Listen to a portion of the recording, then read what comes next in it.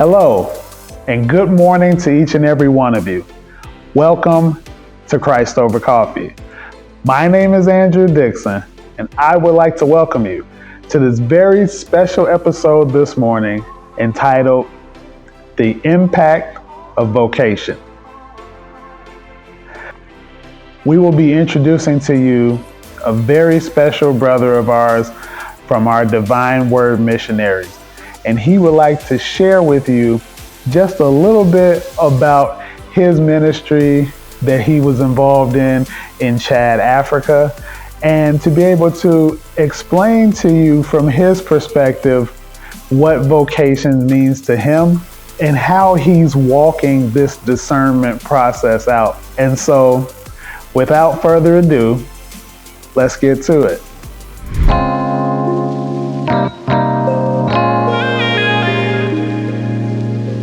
Now, Sister Rosalia and I have the honor this morning of meeting our dear brother here. And before we get into all of the introductions any further, I first want to say good morning, Sister Rosalia, and thank you as always for joining us. And if you could please introduce today's guest for our audience. Today, we will introduce Brian.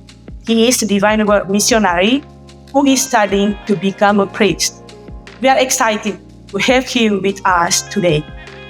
So, good morning, Brian. We are delighted to welcome you here to Christ Over Coffee broadcast. It is truly a joy for us every time we have the opportunity to introduce our guests to our vibrant online community. Could you share with our friends in the audience who you are and what drives your passion for your latest mission appointment? Good morning, Sister Rosalia, and good morning, Andrew. It's a pleasure to be here.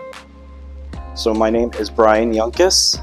I am originally from West Palm Beach, Florida, and now study at Catholic Theological Union in Hyde Park in Chicago with the Divine Word Missionaries. I came back last June from Chad in Africa. The mission in Chad was an amazing, wonderful, and challenging experience. And in that experience there, I had a wonderful time working with the youth that helped me to affirm my vocation and become more aware of my own talents and gifts that I have in serving God's people. So Brian, I know that you just spoke with us a little bit about your ministry in Chad. Was wondering, was there any point in that time that you spent there that really solidified within you that what you were doing or where you were was exactly where Christ wanted you to be? Yes. One thing I think that happened was towards the later part of my mission experience of being there. It was very challenging, being in a new culture. And what affirmed it was when the people there invited me to participate in activities. For example, I was teaching English in a school as an assistant, and one day when I was doing that, I gave the kids in the school a break, and one kid who I thought he was doing a karate kick, I was like, I asked him, "What are you doing? Are you doing a kick?" He's like, "No, I'm just stretching." And I said, "Oh, okay. By the way, I know how to do martial arts myself." And so all these kids were like, "Brother Brian, teach us, show us something." And so I showed them a roundhouse kick. And these kids were so amazed and were like saying to me, "Brother Brian, teach us." So I had to say, okay, let me think about this and reflect on it. And so I did, and I asked my confrere, who's the pastor in the parish, if I could teach the kids karate. And so he said, yes, go ahead and do it. So for the last 5 months of my time in Chad, I was teaching the youth karate about 2 or 3 times a week for an hour in the evening. And this, for me, solidified my vocation when, during a very hard and challenging experience, because it was very challenging where you can feel isolated and alone, and plus in Chad there's political instability at the time, so it was very challenging to deal with those things. And this experience for me affirmed that, one, I have what it takes to be a Divine Word missionary and work in another culture different from my own. And two, it affirmed that I have unique talents and gifts. And three, that it's okay for me to be different. That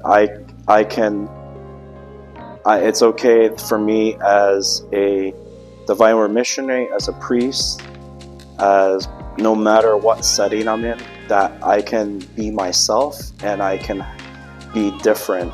And that itself is a gift. Oh, I could have maybe shared how this impacted, because those kids, when I helped to serve at Mass, and especially when I gave reflections and preached, they paid more attention to what I had to say. So that teaching the karate really impacted those kids. For this season 4, we title our series The Common. Throughout this series, we aim to delve further into the decision-making aspect of discernment. When did you feel God was calling you to religious life? What was the reaction you received from your parents and friends?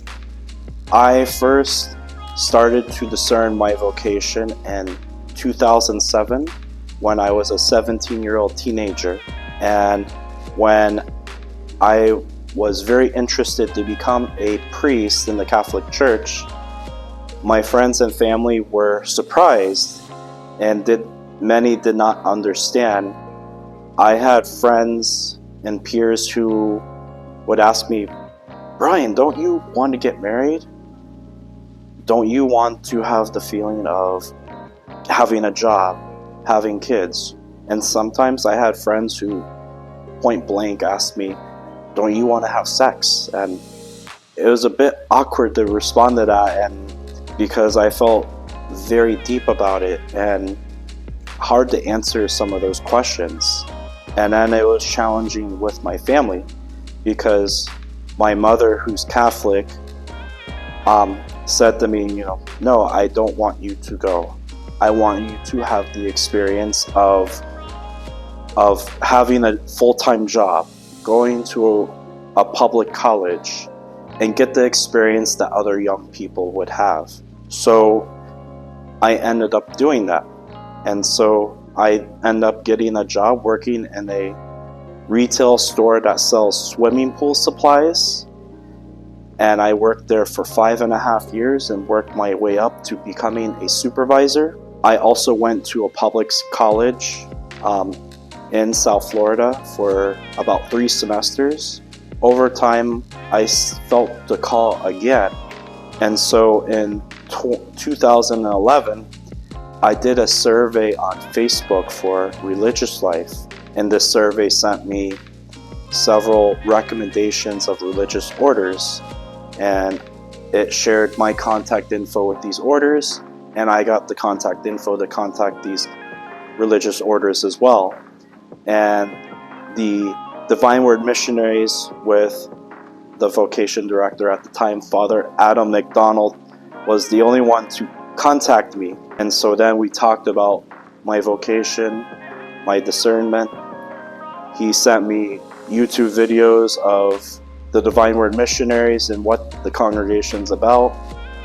And then he came down to visit me in Florida and met with my mom and myself to talk about my vocation. I eventually visited Divine Work College Seminary in 2012 and was amazed of seeing the community, seeing the diversity of people from different parts of the world, and I knew I wanted to come back. And so the rest is history from there. As we wrap up now, we would like to ask one final question, especially for our younger viewers. We understand that at one point in our faith journey, we made the decision to say yes to God's call on our lives. What word of comfort you have for young people who are still pondering what the purpose in life is? I would say to everyone who's watching this, if you're facing difficulties, it's okay. And I would encourage you to keep going and to not give up on discerning your call or working towards it, because you're going to have many challenges. Just as I shared in my story how I had friends and family who asked me many questions and were surprised of me pursuing this. And so you're going to face challenges like that, and people who question why you want to pursue this vocation. And also to be okay with challenges and ambiguity you may face, because you may have an idea of what your call is now.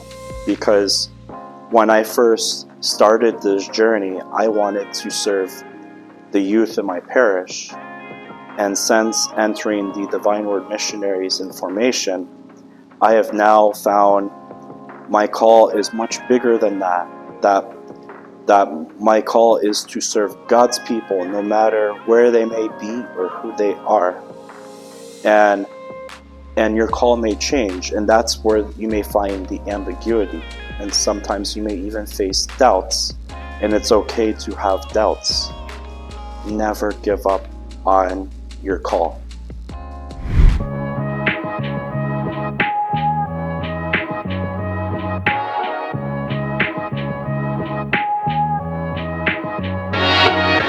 Well, everyone, it's been yet another wonderful, wonderful episode of Christ Over Coffee.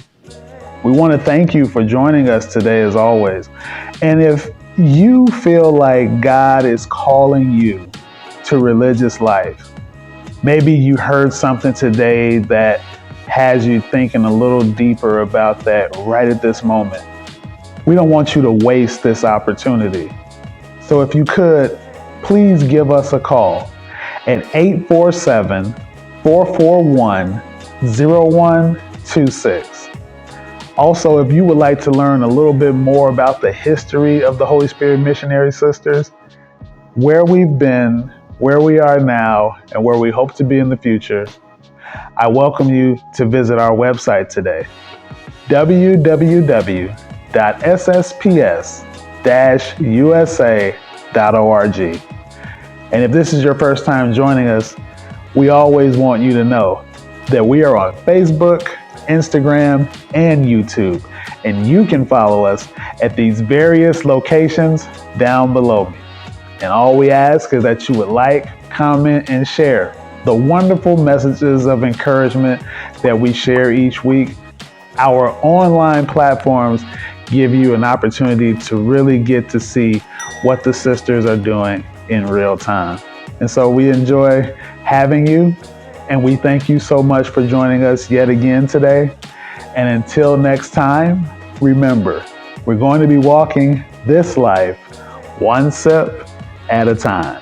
May God bless you and your families. Take care, and may you have a wonderful, wonderful weekend. Bye-bye.